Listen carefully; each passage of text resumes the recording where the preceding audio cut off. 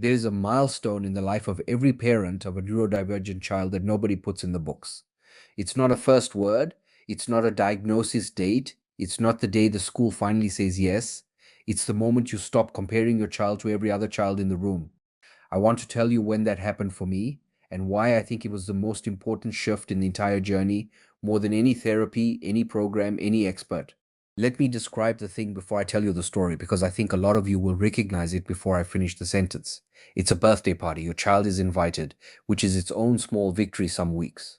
And you're standing at the edge of the garden holding a paper plate you don't want.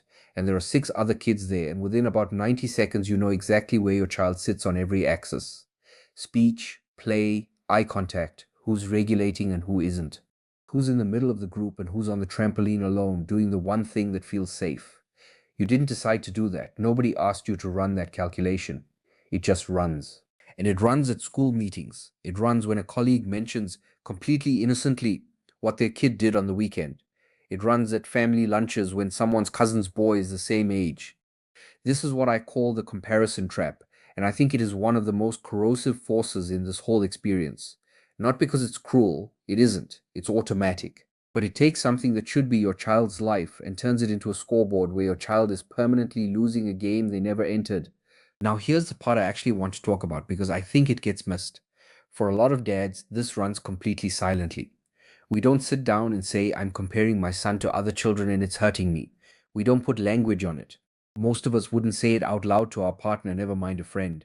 We just feel it as something physical, a tightening in the chest at the park, that low level tension at a family event that you can't explain when your wife asks what's wrong, so you say nothing. And you mean it because you don't have the words yet. A scorekeeping that's running in the background of your day like an app you can't close. And because we don't name it, it doesn't get treated, it just accumulates. It turns into distance. It turns into a dad who's present in the room but not in the moment, because half of him is doing arithmetic. I did that for a long time, longer than I'd like to admit on camera.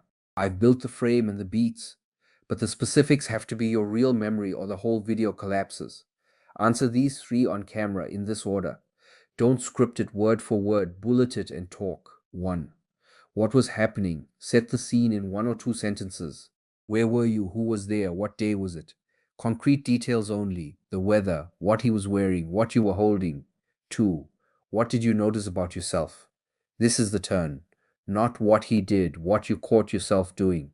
The moment you saw your own scorekeeping from the outside. 3. What shifted? Not a lesson, a change. What did you do differently in the next 5 minutes? So what replaces it? Because that's the question, right? You can't just delete a habit. You have to put something in the hole. Here's what replaced it for me. My child has his own timeline. It is not a slower version of somebody else's timeline. It is a different one with its own order of operations, and things arrive on it in a sequence nobody can predict, including the professionals. The progress chart is not your son against the boy at the party. The progress chart is your son against your son 6 months ago. That's the only metric that's real. Everything else is a comparison between two children who share almost nothing except a birth year. And here's what nobody tells you about that switch. It's not a decision. I want to be honest about this because I've seen the videos that make it sound like a single moment of enlightenment and then you're free. It's not. It's a practice. I still catch myself doing the arithmetic at parties.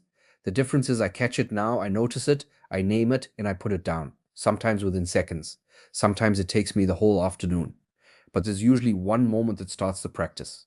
That's what this whole video is about. Here's the practical version, and it's almost embarrassingly small. Start a progress journal, not an app, not a tracker with categories and color-coded domains that you'll abandon in 3 weeks. I've done that. I've built those. I've abandoned every single one of them. A notebook, one entry a week, one thing.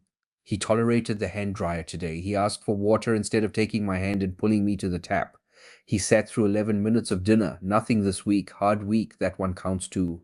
Write it down anyway. Date every entry. That's the part people skip, and it's the part that does the work.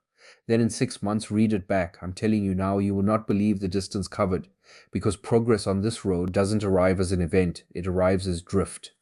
It's so slow that you're standing inside it and you cannot see it.